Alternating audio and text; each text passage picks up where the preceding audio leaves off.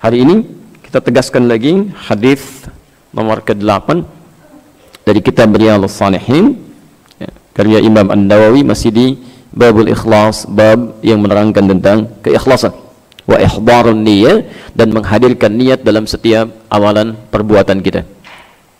Bismillah.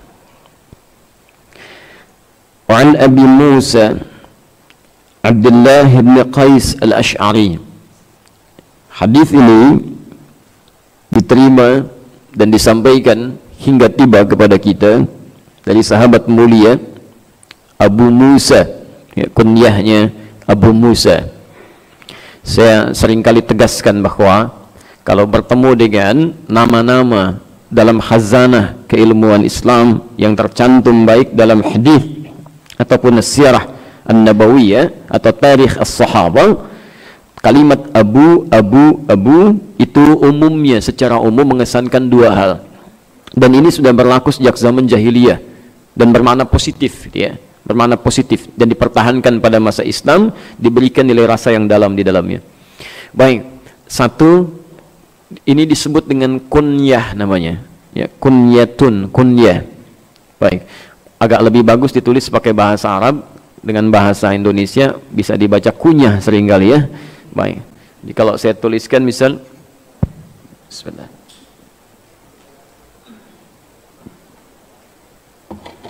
Bismillahirrahmanirrahim.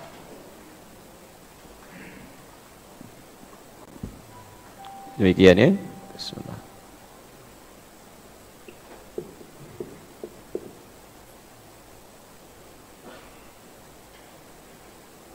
Saya pisahkan sedikit, ya. Kunyah.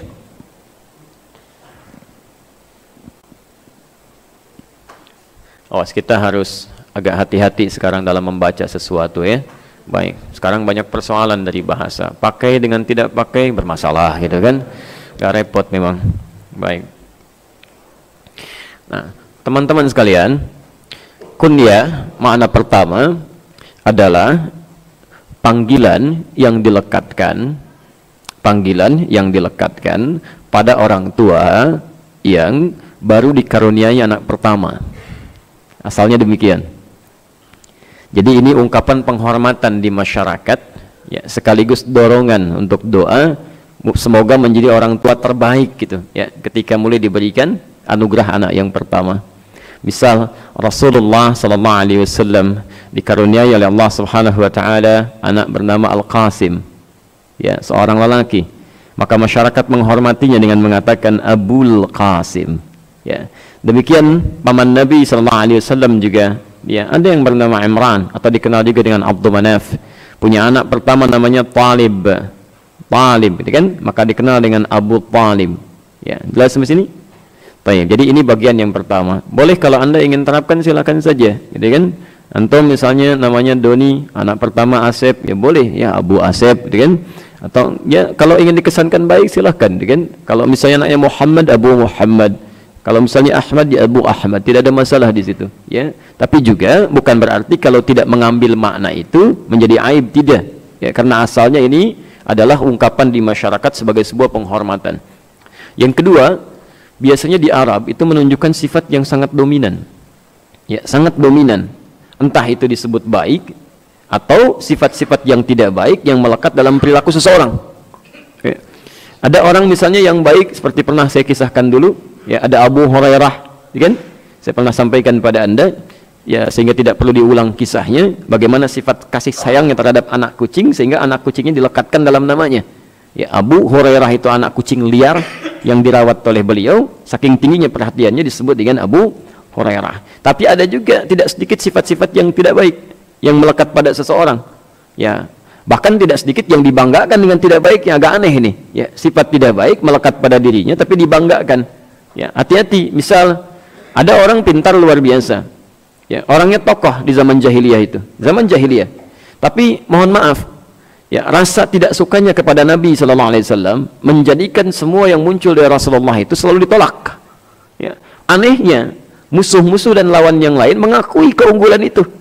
Ya, bahkan ketika nanti Heraklius bertanya, ya, kepada sebagian dari mereka, Abu Sofyan bahkan menjawab, ya, dia orang yang tulus, jujur, baik, Ya, Masya Allah, amanah, kan? Tapi yang ini enggak. Pokoknya semua yang keluar dari Muhammad SAW itu selalu akan bermasalah.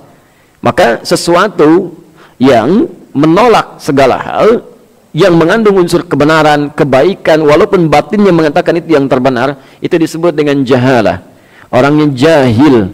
Kalau terus-terusan menolak disebut dengan jahal. Ya, maka disebut dengan Abu Jahal. Ya, jika kalau ada orang-orang yang pernah menolak, jahil. Tapi kalau terus-terusan menolak gitu kan, dalam hal yang tidak wajar disebut dengan isim mubalaghah. Jadi jahal, ya, jahal. Maka kalau ada orang yang sering kali menolak, ini bapak moyangnya ini. Jelas ya? Jadi kalau ada yang diajak pada kebenaran susah, dengar azan marah-marah susah, kan? Segala ditolak. Nah, itu, ya, bapak moyangnya itu Abu Jahal, baik ya? Jelas di sini? Time. Bismillah. Nah, teman-teman sekalian, di sini ada Abu Musa, ya, itu kunyah. Nama asalnya adalah Abdullah. Abdullah bin Qais bin Sulaim kalau kita ingin lengkapi. Al-Ash'ari berasal dari satu kabilah di Yaman. Jadi ini orang Yaman, Masya Allah. Jadi tidak semua sahabat-sahabat Nabi SAW berasal dari kalangan di Makkah atau di Al-Madinah Al-Munawwarah, tapi juga sebagian ada yang dari luar itu. Ya, ada dari Persia bernama Salman, ada dari Ghatafan bernama Sulaik, kan? Ada kemudian juga Abu Hurairah, Abdul Syams dari Persia juga. Allah. Kemudian diganti nama menjadi Abdurrahman ketika masuk Islam. Poin saya yang paling penting diteladani dari sahabat mulia ini, ya, ada 3 hal. Ini yang bisa kita hadirkan. Sebagian mungkin pernah kita sampaikan, ya. Yang pertama, ketaatannya. Saya ulang, ketaatannya, kepatuhannya kepada petunjuk Nabi SAW. Jadi kalau beliau ini sudah dimintakan sesuatu, ya, umumnya seperti sahabat-sahabat yang lainnya, tapi tingkat kepatuhannya tinggi sekali. Ya, tingkat kepatuhannya tinggi.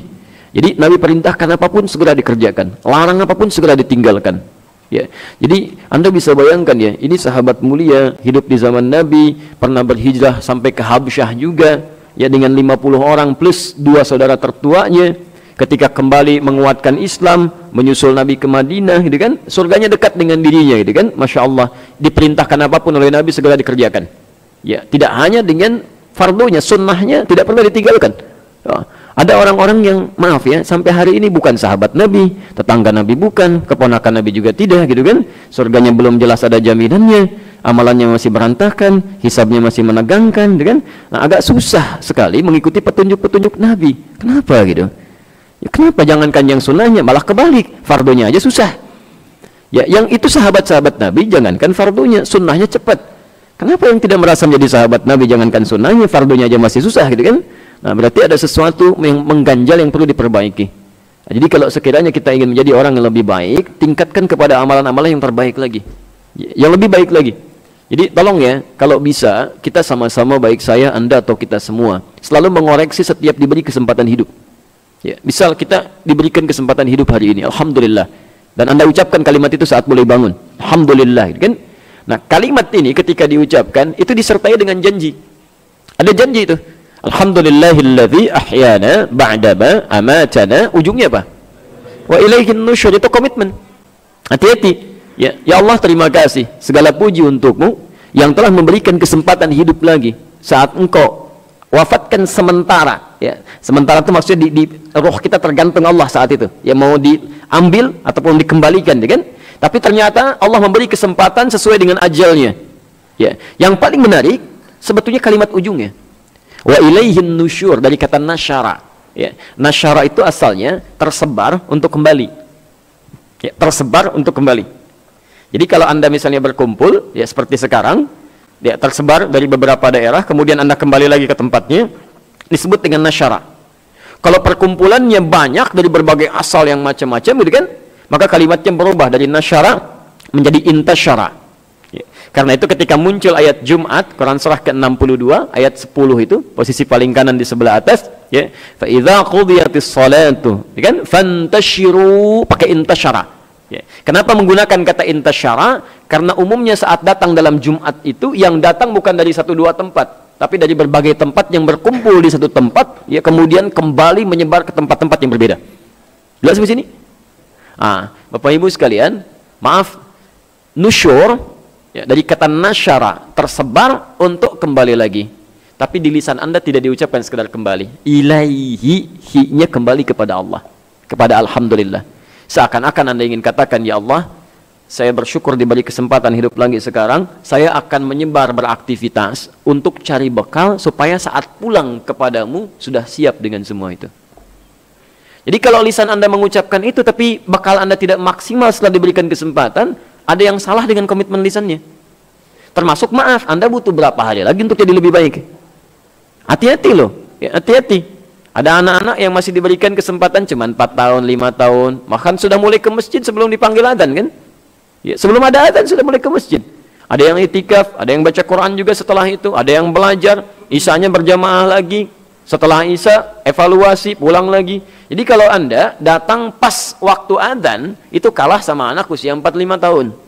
Kalau Anda bahkan tidak ke masjid, kalahnya telak di situ sama anak usia 4-5 tahun. Ya, jadi kalau Anda tidak ke masjid pun tidak berniat i'tikaf walau sejenak, itu kalah sama anak usia 4-5 tahun. Kalau Anda maghrib ke masjid, isya tidak ke masjid, jangan bangga, masih kalah sama anak usia 4-5 tahun. Kalau isyanya langsung pulang, tidak pernah evaluasi, itu juga jangan dulu senang, masih kalah juga sama anak usia 4-5 tahun. Dan beritanya, anak ini belum masuk taklif. Belum taklif, belum ada beban amalan sebetulnya untuk anak ini. Jadi kalaupun dia dihisab dengan kebaikan-kebaikannya, itu belum ada peluang-peluang yang menentukan dia dengan amalnya masuk surga atau neraka, karena hisab belum berlaku dalam hal yang belum sampai taklif. Yang ada adalah kenikmatan yang diberikan oleh Allah. Jadi jika ada anak wafat sebelum balighnya, Masya Allah, yaitu kebaikan-kebaikan melekat pada dirinya. Tapi poinnya, anak belum dihisab dalam konteks belum ada taklif, masih mengerjakan amalan dengan maksimal 4-5 tahun. Nah sekarang Anda diberikan 40 tahun, 50 tahun, 60 tahun, masih kalah sama yang demikian. Anda butuh berapa tahun lagi? Ya, anak-anak ini sudah mulai menghafal Quran. Jadi kalau Anda mulai, maaf ya, membaca Quran saja belum tergerak, ketinggalannya jauh. Ya, jadi ada ketinggalan banget. Doa Anda tuh ketinggalan banget. Ada ketinggalan banget, ada kebangetan. Nah itu ya, itu yang agak susah tuh. Nah, jadi teman-teman, menurut kami ada hal-hal yang perlu kita perbaiki ya. Jadi kalau kemarin sadar salat sunnahnya belum maksimal, sekarang jangan ditinggalkan. Kalau kemarin nggak baca Quran, sekarang baca. Ya. Kalau kemarin setidaknya misal belum beramal kebaikan, sekarang catat apa potensi amalan yang bisa kita kerjakan. Ya. Anda mau dipanggil lewat pintu yang mana? Kan nanti ada pintu puasa namanya Ar-Rayyan, ada pintu tahajud, ada pintu sedekah. Itu saat hisab berlangsung, itu semua berebut memanggil nama orang yang akan memasukinya. Ar-Rayyan mengatakan, "Aina shaimun? Ayo, ahli puasa, cepat masuk." Masya Allah, begitu didapatkan kita Anda, tak langsung masuk. Itu bahasanya ughliqa. Jadi begitu masuk langsung nutup, nggak bisa ngintip Anda. Ya. Ughliqa itu seketika, tak gitu. Kalau ghulliqa pelan-pelan begini. Jadi Anda bisa melihat begini, ughliqa tidak, tak nutup. Ahli tahajud, cepat sini. Masya Allah. Ahli sedekah, cepat sini, masuk tuh, dipanggil. Nah, Anda mau dipanggil pintu yang mana? Hati-hati kan? Hati-hati. Oh, dan nggak ada salah pintu, nggak ada. Begitu datang, salah, nggak bisa. Itu udah ada panggilan di situ, nggak bisa ngarang gitu kalau udah sampai situ. Ya, nah, jadi teman-teman sekalian, mana yang terbaik nanti yang dipanggil kira-kira? Ada pintu jihad, ada pintu tahajud, ada pintu sedekah, ada pintu puasa. Mana yang paling bagus? Jihad, Masya Allah. Bukan. Yang paling bagus yang dipanggil oleh semua pintu itu. Ya, karena ketika mendengar keterangan ini, Abu Bakar radhiyallahu taala anhu langsung berkata kepada Rasulullah SAW, "Ya Rasulullah, apakah ada orang yang dipanggil oleh semua pintu itu?" Kata Rasulullah, "Insya Allah, dan saya berharap kamu termasuk di dalamnya." Baik, tapi tidak cukup dengan kalimat doa tadi. Abu Bakar memahami tidak cukup dengan doa, mesti ada ikhtiar, mesti bersanding dengan ikhtiar untuk mewujudkannya. Maka sejak mendengar kalimat itu, beliau catat persiapan amalan. Begitu diberikan kesempatan hidup, maka menu amalan dalam sehari itu yang beliau kemudian maksimalkan dalam kesehariannya. 24 jam itu apa petunjuk Nabi yang pernah disampaikan, tulis. Ya, Masya Allah, bukan cuma menu dunia. Ibu, menu makan hari ini apa? Ya, Masya Allah. Ya, Pak, menu pekerjaan hari ini apa? Begini. Sahabat tidak. Abu Bakar 24 jam lihat apa yang disampaikan Nabi, tulis 1, 2, 3 macam-macam, masuk semuanya.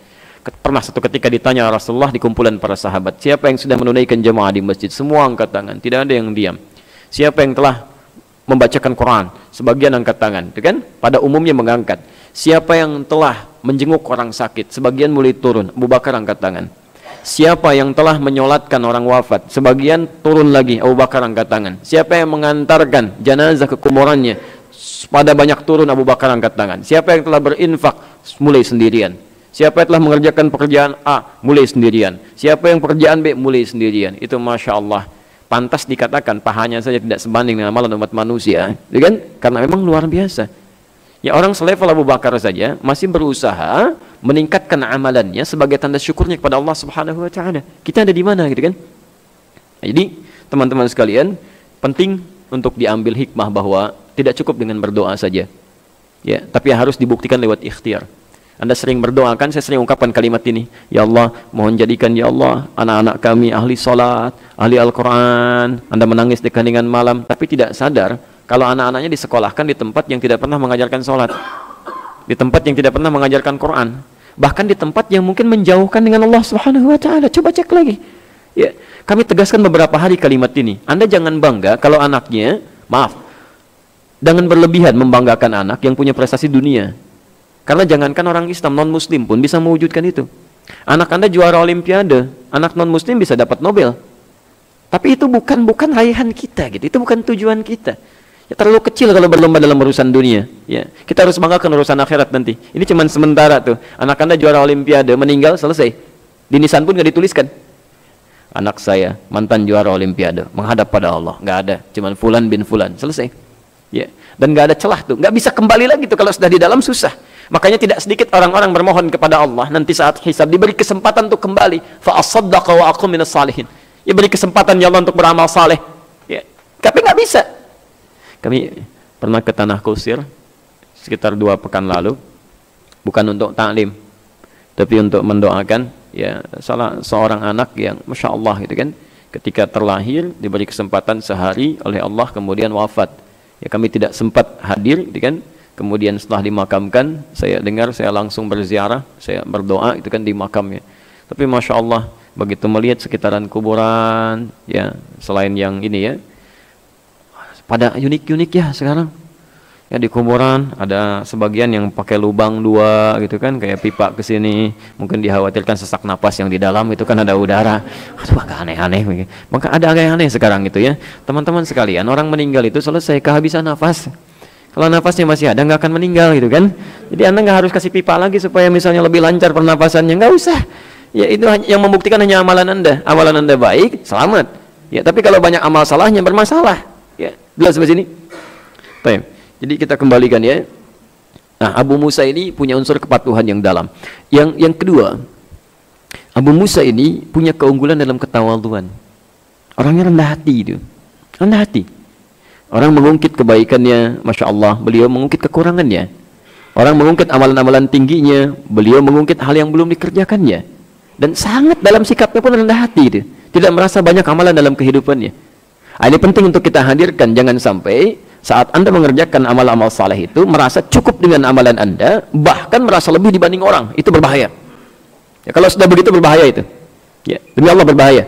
Ya, karena itu bertakwalah kepada Allah. Yang paling gampang nanti kita akan lihat ya, yang paling gampang kalau sudah beramal, usahakan anggap gak ada aja. Dah selesai gitu. Ya. Makanya ikhlas itu kan dari kata khalas. Khalas itu yang kosong sama sekali. Ya, khalas kosong. Kosong, tidak ada sangkut paut dengan yang lain, tidak ada yang menyertainya. Ya. Jadi kalau orang sedang kerja misal, mengerjakan sesuatu sudah selesai, ditanya, ya, khalasta? Khalasta. Ya. Sudah belum? Khalas, jawabannya sudah. Sudah itu maksudnya bersih sama sekali, tidak ada lagi pekerjaan-pekerjaan yang tertaut dengan itu. Selesai. Ya. Demikian kalau misalnya ini, Masya Allah, al-qubul khalis, gelasnya bersih nih. Ya. Karena sudah nggak ada tersisa lagi.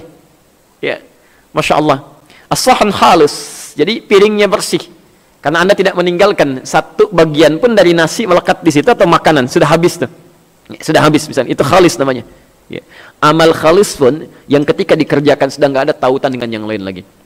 Makanya Nabi memberi contoh, kalau tangan kanan mengerjakan sesuatu, yang kiri nggak usah lihat. Ini bahasa kiasan ya, dan jangan berlebihan dalam menafsirkannya dengan salah amalan. Ada amalan kanan, kiri, ini dulu lah kita tembuhnya. Enggak ya, jangan berlebihan gitu. Jadi maksudnya dalam konteks ini kan kanan selalu gambaran tentang kebaikan. Kiri itu gambaran tentang hal-hal yang diungkapkan dalam hal yang negatif pada umumnya. Aliran kiri, pemikiran kiri, ya. Maksudnya, jangan sampai kebaikan yang sudah dikerjakan gugur karena ada hal yang buruk yang menyertai itu. Anggap hilang aja, selesai. Ya, sedekah, bukan anggap lupa, anggap hilang. Kalau lupa, tiba-tiba bisa ingat. Ini yang bermasalah gitu ya. Ini yang kedua. Dan yang ketiga, ini yang terkait dengan ta'lim. Terkait dengan ta'lim. Abu Musa al-Asy'ari termasuk orang yang diutus oleh Rasulullah sallallahu alaihi wasallam untuk kembali menyampaikan risalah dakwahnya ke tempat beliau tinggal. Jadi pernah bersama Mu'adz bin Jabal kembali ke Yaman, diutus oleh Nabi sallallahu alaihi wasallam untuk mengajarkan kembali materi-materi yang telah dipelajari. Ternyata setelah kami lihat, perhatikan, sunnah sahabat Nabi itu begitu. Begitu belajar, tidak dicukupkan untuk pengetahuan pribadi. Minimal dia akan kembali ke tempat dia beraktivitas, akan tebarkan kebaikan-kebaikan itu. Itu sunnah yang ada di Quran surah ke-9 ayat 122. Posisi paling kiri sebelah bawah di pojok. Ya, waliyunziru qaumahum idza raja'u ilaihim la'allahum yahzarun. Dan hendaklah setiap orang-orang yang belajar itu bisa membawa kembali materi-materi kebaikannya, share dengan orang di tempat dia berada. Ya, jadi minimal ya, karena beliau dari Yaman, pulang ke Yaman, ajarkan lagi. Ya, Anda misalnya sekitaran sini, minimal pulang ke rumah, orang rumah bisa dapat. Jadi jangan dibiarkan materi itu untuk menjadikan Anda pribadi soleh sendirian, sementara yang di rumah tidak dapat pencerahan. Ya, karena tidak setiap orang yang bisa bergabung dengan satu komunitas yang sama. Ya, di rumah 5 orang, belum tentu semuanya bisa ikut. Mungkin 1, 2 orang, 3 orang, dengan asal yang berbeda-beda. Itu tebarkan pencerahan-pencerahan dalam kebaikan. Ya, jelas sampai sini? Baik. Bapak Ibu sekalian, saya bacakan hadisnya dengan cepat. Setelah itu saya simpulkan maknanya. Dari sini kita coba berhenti. Kalau ada waktu, insya Allah kami perkenankan. Kalau ada yang ingin mempertanyakan atau memperjelas sesuatu. Ya. Saya bacakan dulu hadisnya. Qala, beliau menyampaikan, Su'ila Rasulullah sallallahu alaihi wasallam. Ya. Pernah ditanya Rasulullah sallallahu alaihi wasallam. Ini Bapak dan Ibu sekalian, kalau ada kalimat su'ila yang berarti ditanya, ya, hati-hati, yang berarti ditanya, ini mengesankan bahwa sifat ta'lim itu tidak harus misalnya satu arah menyampaikan informasi. Bisa juga Anda menghadirkan materi-materi ta'lim itu dengan menghadirkan pertanyaan untuk mendapatkan pengetahuan. Baik dalam, awas hati-hati, momentum ta'limnya yang telah selesai disampaikan, karena ada adab juga, kami tuliskan dalam Al-Majmu' kemarin, ya, ada di antara para sahabat yang pernah terjadi kasus untuk pelajaran buat kita.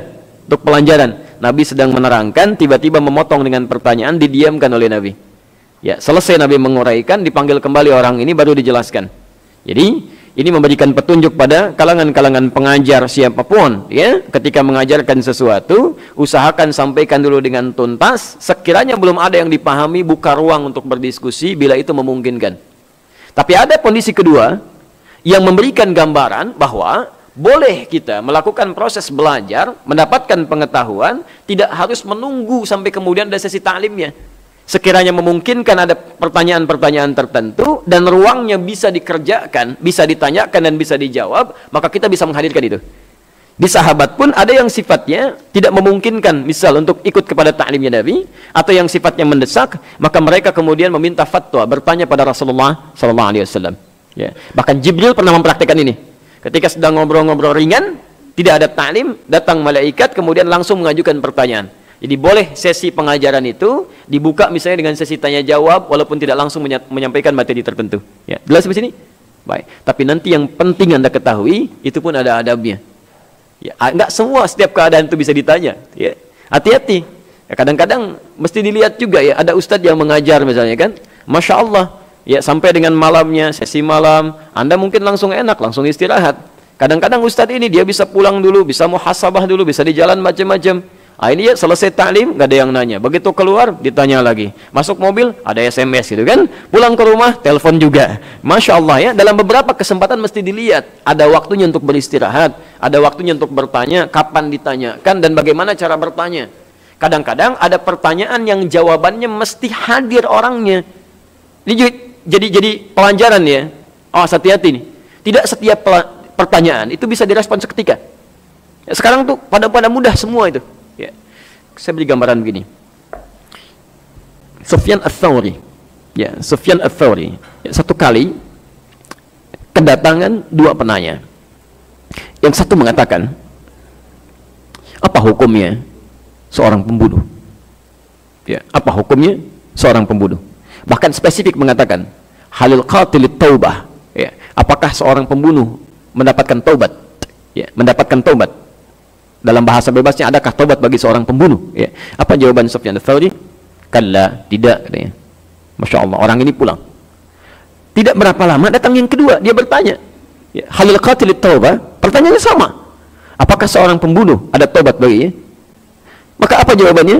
Bala, ya, katanya, ada. Yang pertama dijawab tidak ada, yang kedua dijawab ada. Ya, orang bingung karena bertanya di majlis, kan, yang disaksikan banyak orang. Datang seorang bertanya, datang kedua bertanya. Kalau kami di Timur Tengah itu suka ada sesi istifta namanya, meminta fatwa. Jadi jamaah-jamaah datang, ada pertanyaan-pertanyaan diajukan, fatwa keluar dari ulama. Ya.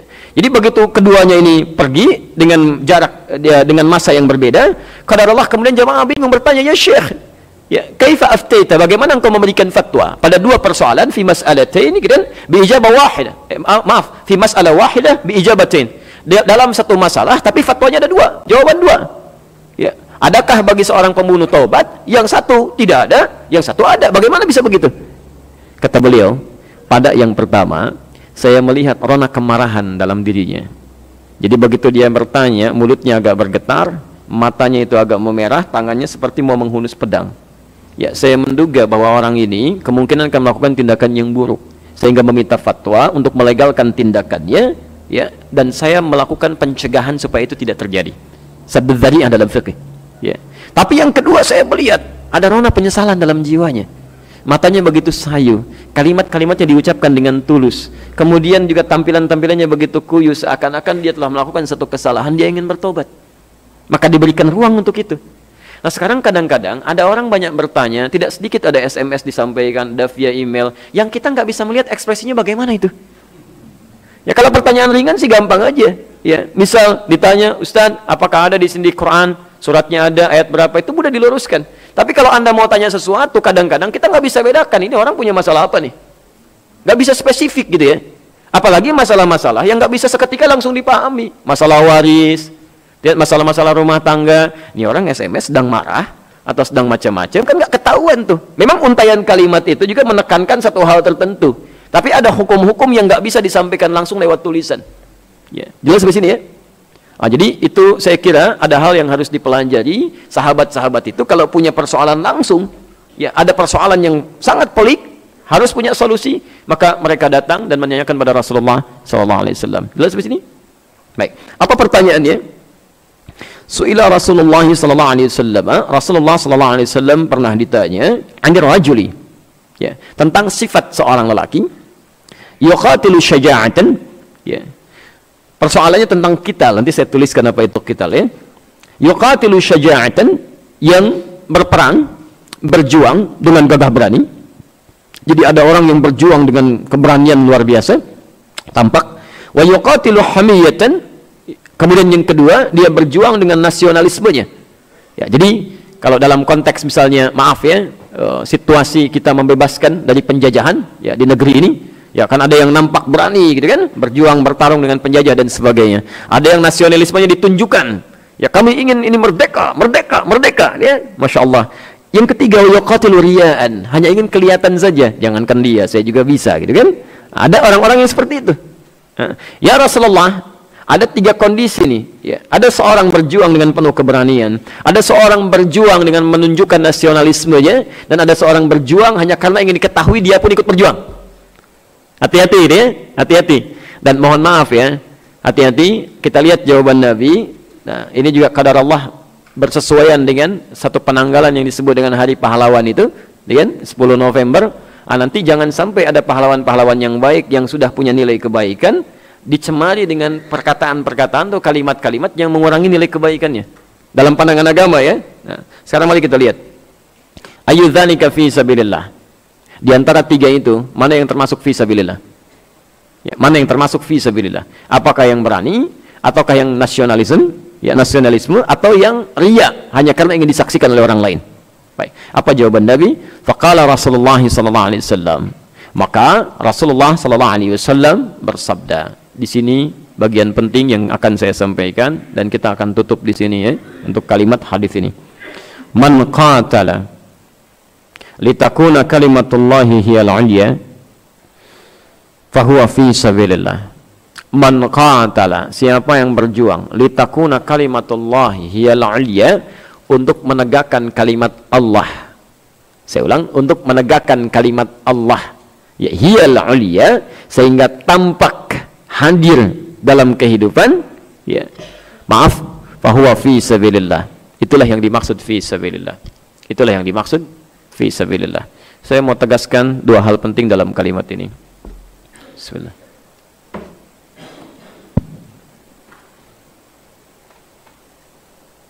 Saya hapus sebentar ya.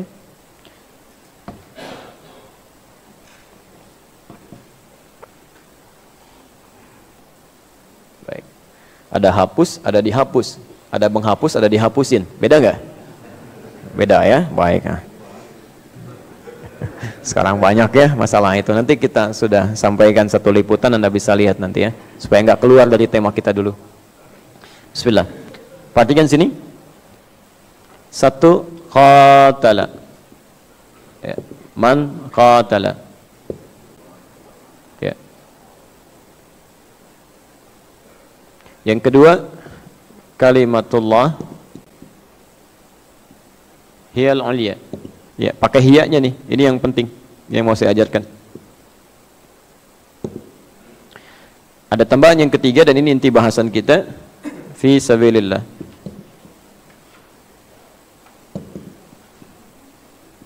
Ya, poin pentingnya yang ini. Baik. Bismillah. Fokus sebentar. Ya, saya akan coba bacakan supaya yang agak kesulitan melihat setidaknya bisa mendengar uraiannya sehingga lebih jelas ya. Kalimat pertama, ya, bahasa nabinya man qatala. Ingat betul kalimat ini, sering saya sampaikan. Kalau sudah menggunakan kata man, itu mencakup semua kalangan tanpa batas. Ya, mau besar, kecil, laki-laki, perempuan, man mencakup semuanya. Jadi di sini Nabi tidak membedakan, ya mau laki-laki, mau perempuan, mau besar, kecil, ya kan? Sepanjang sudah berlaku hukum pada dirinya menggunakan kata man. Qatala, ya. Di terjemahan barangkali diartikan berperang. Ya, tadi kami artikan berjuang, ya kan? Baik. Qatala ini juga ada padanannya nanti ya di Al-Arba'in nomor hadis yang ke-8 riwayat Ibnu Umar ya. Ada kalimat qital juga di situ ya. Asalnya dari kata qital. Ya, jadi ada qatlun, ada qitalun, itu berbeda. Kalau qatlun ini membunuh. Hati-hati ya. Awas hati-hati ya. Membunuh, menghilangkan nyawa. Menghilangkan nyawa seperti baterai yang habis menghilangkan suara ya. Itu ada juga.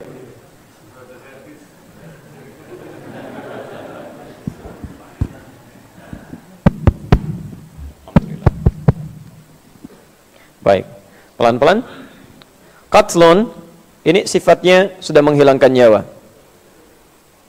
menyakiti, menghilangkan nyawa. Diartikan dengan bunuh, pembunuhan. Al-fitnatu asyaddu minal qatl. Fitnah itu lebih berbahaya daripada pembunuhan. Kalimatnya qatl. Tapi kalau qital, ingat betul ini ya. Qital itu berbeda. Ya, qital berbeda. Ya. Qital itu asalnya bukan perang. Hati-hati, asalnya bukan perang, asalnya bukan berjuang. Ya. Asalnya adalah usaha untuk menghilangkan sesuatu yang buruk. Ya. Yang tidak jarang mengancam kepada nyawa. Jadi kalau misalnya ada sesuatu yang membahayakan, sesuatu yang sifatnya buruk, kemudian Anda berjuang untuk menepikannya, ya, menjauhkannya, atau bahkan kemudian Anda terhindar darinya, maka prosesnya disebut dengan qital. Jelas sampai sini? Baik, jadi awas, hati-hati betul ya, hati-hati betul. Kalimat-kalimat di Quran yang terkait dengan jihad fi sabilillah itu kalimatnya selalu menggunakan kata qital. Seakan-akan ingin menegaskan bahwa jihad dalam Islam itu bukan tujuan menyakiti orang, bukan untuk bunuh orang, bukan untuk membahayakan orang, bukan. Tapi untuk menghilangkan dampak-dampak buruk yang mungkin datang bisa kepada fisik kita, pikiran kita, atau pada iman kita. Ya. Silakan Anda cek ya, urusan dunia saja, ini ada handphone. Handphone Anda mau diambil orang, minimal suara Anda keluar. Ya, begitu mau diambil kan, maaf Pak, itu handphone saya. Anda pertahankan. Masa iman Anda mau diambil, Anda diam saja? Jelas ya? Ya, koran Anda diambil, Anda bilang, itu koran saya. Quran Anda dipersoalkan, Anda diam, itu masalah. Jelas di sini ya? Dan responnya bisa macam-macam gitu.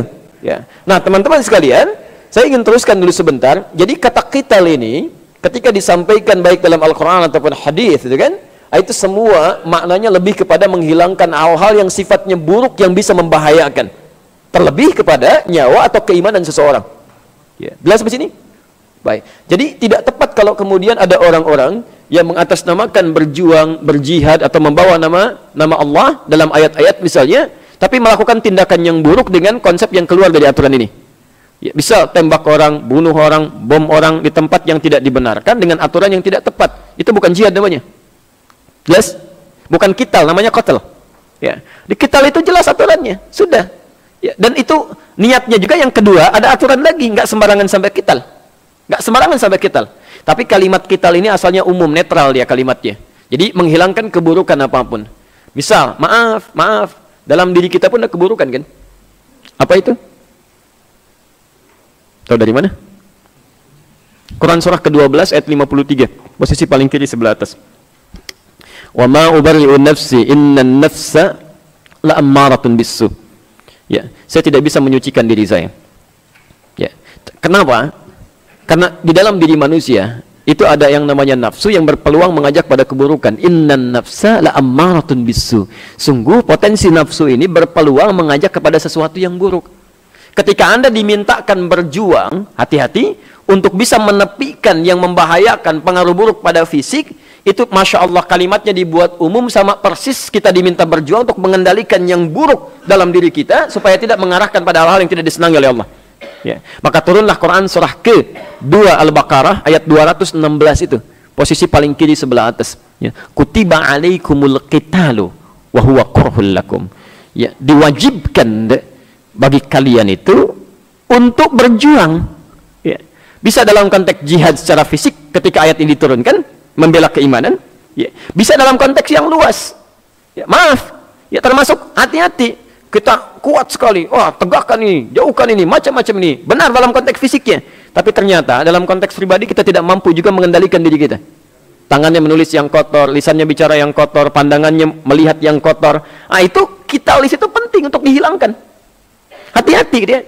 Ya, coba cek dari ujung kepala sampai ujung kaki. Sudah benar belum itu? Ya. Wa huwa kurhul lakum.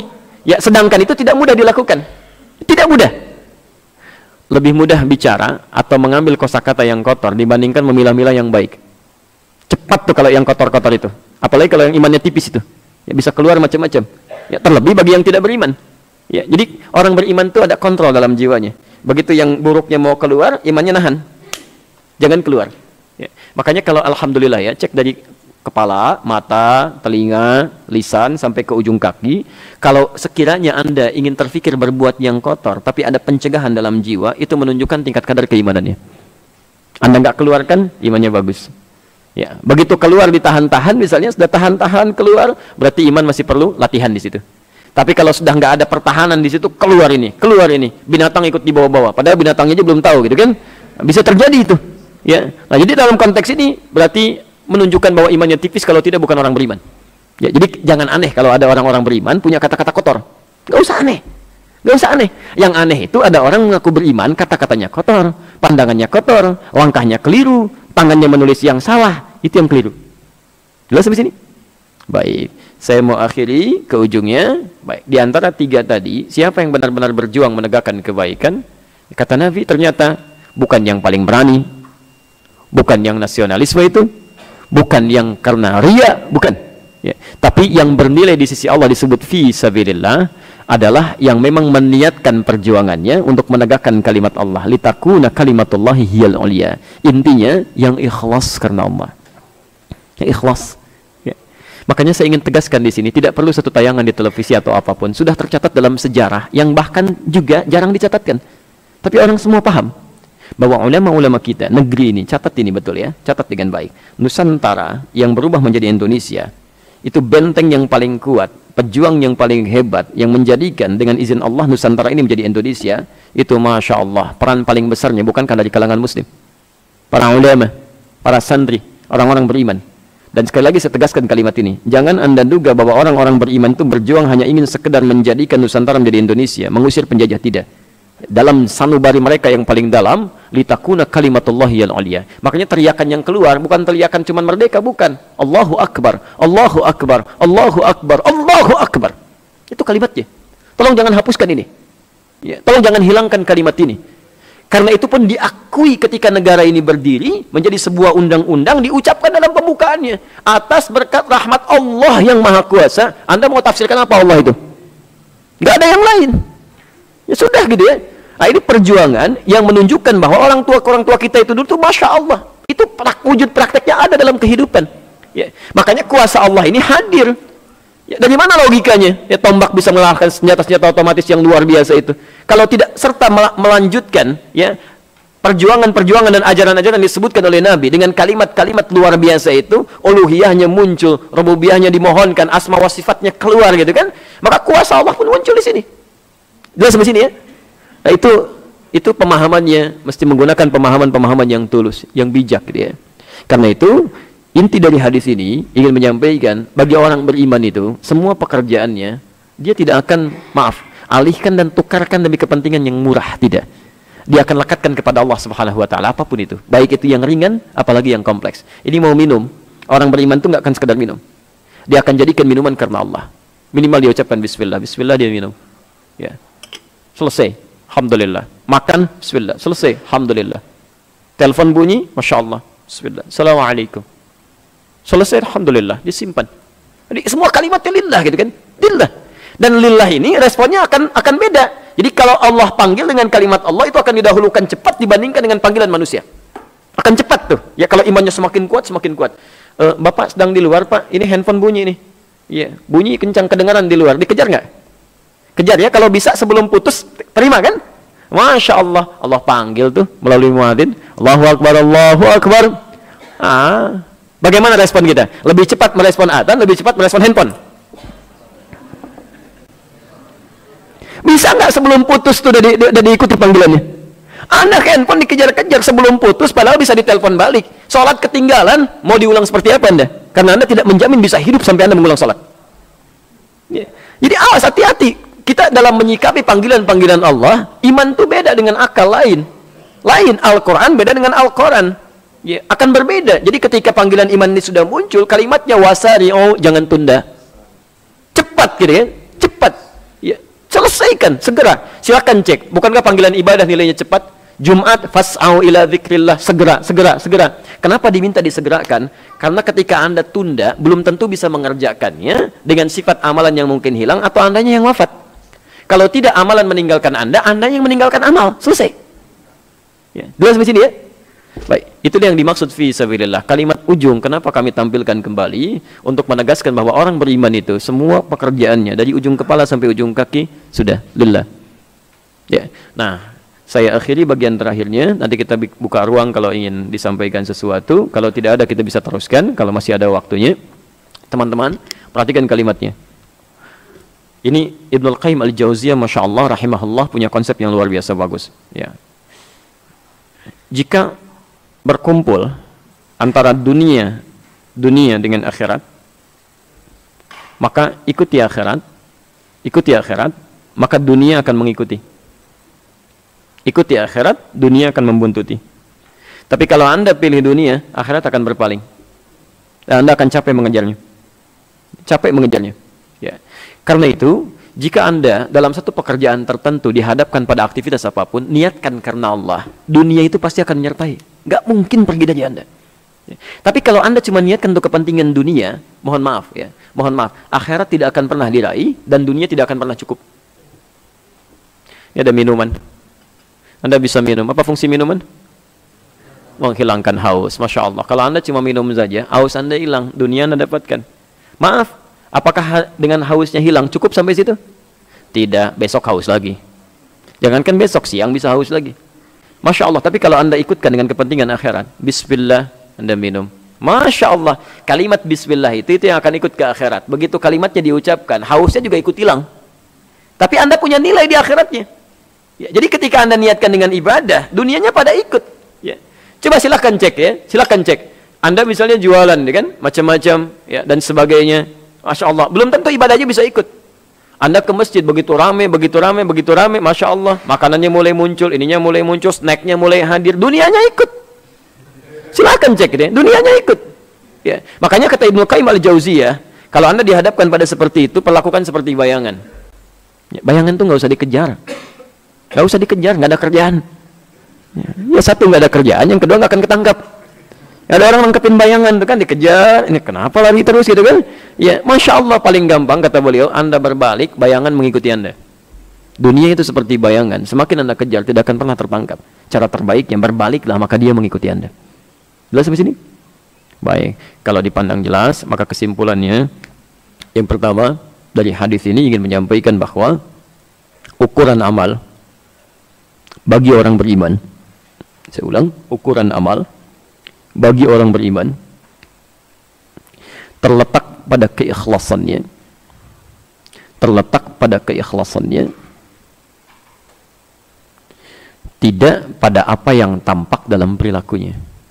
Tidak pada apa yang tampak dalam perilakunya. Ya.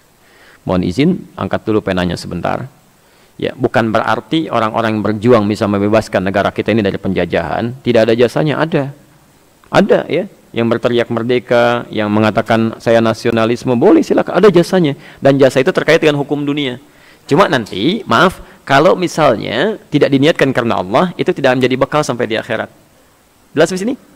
Baik, kan sama-sama pahlawan juga ya, pahlawan nasional, yang Allahu Akbar, dunianya ikut kan, pahlawan nasional juga, yang nasionalisme, pahlawan nasional juga, gitu kan, Masya Allah, yang ria juga ditulis pahlawan nasional juga ya, kalau ketulis kan, cuman di akhirat nasibnya beda-beda tuh, ntar kita lihat sama-sama Insya Allah, ya, kita lihat sama-sama Insya Allah, ya, ada yang pahalanya habis, tergantung dengan amal yang lainnya, ada yang langsung jadi dosa, yang ria kan langsung jadi dosa tuh, ya, yang berniat karena Allah, itu yang dengan izin Allah bisa mengantarkan ke surga dengan syahadahnya, ya. Baik, yang kedua, ya, sampai dua saja untuk kesimpulannya. Yang kedua, hadis ini memberikan isyarat,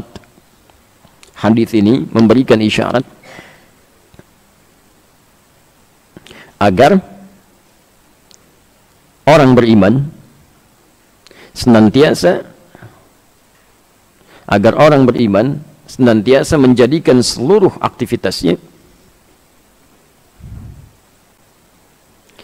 aktivitasnya tertuju karena Allah Subhanahu wa taala. Ya, tertuju karena Allah Subhanahu wa taala. Dalam kurung fi sabilillah.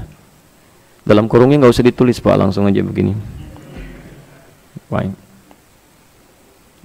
Muttafaqun alaih, disepakati hadis ini oleh Al-Bukhari dan Muslim. Baik, saya kira ini inti uraiannya di hadis kita untuk saat ini.